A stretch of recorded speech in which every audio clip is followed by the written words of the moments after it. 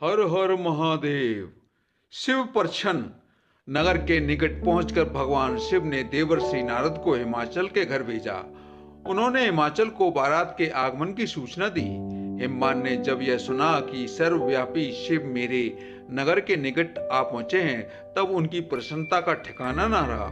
बहुत सा सामान एकत्रित करके ब्राह्मणों एवं पर्वतों को साथ लेकर वे भगवान सदाशिव की आगमनी करने चले। रस भारुण भगवान शिव का दर्शन कर हिमवान धन्य हो गए। करोड़ों कामदेवों को छवि को मालिन करने वाले महेश्वर की शोभा अद्भुत थी।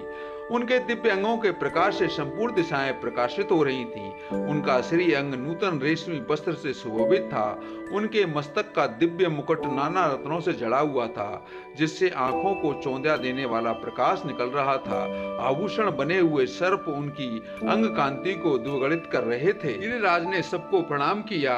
भगवान शिव की आज्ञा से बारात की आगमनी करते हुए हिमवान के पीछे महादेव जी अपनी बारातियों के साथ शीघ्रता पूर्वक चलने लगे। पार्वती की माता मैना के भीतर अहंकार था। महेश्वर शिव उसे नष्ट करना चाहते थे, इसलिए उन्होंने भगवान विष्णु और ब्रह्मा जी से कहा, आप दोनों मेरी आज्ञा से देवताओं सहित अलग अलग गिरिराज के द्वार पहुंचे, हम पीछे से आएंगे। भगवान विष्णु हिमवान के द्वार पधारे। वे संपूर्ण शोभा से संपन्न थे। उनका सौंदर्य करोड़ों कामदेवों को लज्जित कर रहा था। उन्हें देखकर मैना के नेत्र चकोर बन गए। मैना ने नारद जी से पूछा, क्या ये मेरी शिवा के पति हैं? नारद जी बोले, देवी, ये शिवा के पति नहीं, ये तो भगवान श्री हरि हैं। ये भगवान शिव के संपूर्ण कर्मों के अधिकारी तथा उनके प्रिय हैं। शिवा के पति तो इनसे भी बढ़कर हैं। उनकी शोभा का वर्णन ही नहीं हो सकता। इसी प्रकार एक एक करके सभी देवता आते। मैना उनका परिचय पूछती और नारद जी उनको महेश्वर शिव का सेवक बतलाते। मैना हर्ष मग्न होकर अपने तथा पार्वती के सौभाग्य की सराहना करने लगी। उसी समय मैना का अहंकार चूर्ण करने के उद्देश्य से अद्भुत भेष में परमेश्वर शिव पधारे। वे स्वयं तो अद्भुत थे ही, उनके अनुचर और भी अद्भुत थे। कुछ के मुंह टेढ़े थे तो कुछ अत्यंत कुरूप दिखाई देते थे। कुछ लंगड़े थे तो कुछ अंधे। कुछ के मुंह ही नहीं थे तो कुछ बहुत ही मुख वाले थे। सभी विचित्र वेशभूषा धारण किए थे।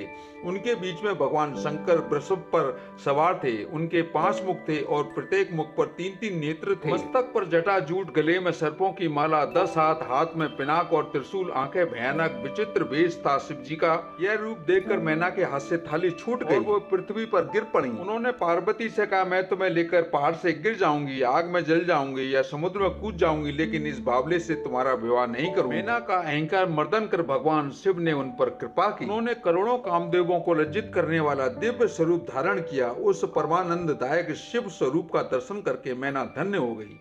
वे अपने दामाद की शोभा देखती हुई उनकी आरती उतारी और घर में चली गई। हर हर महादेव।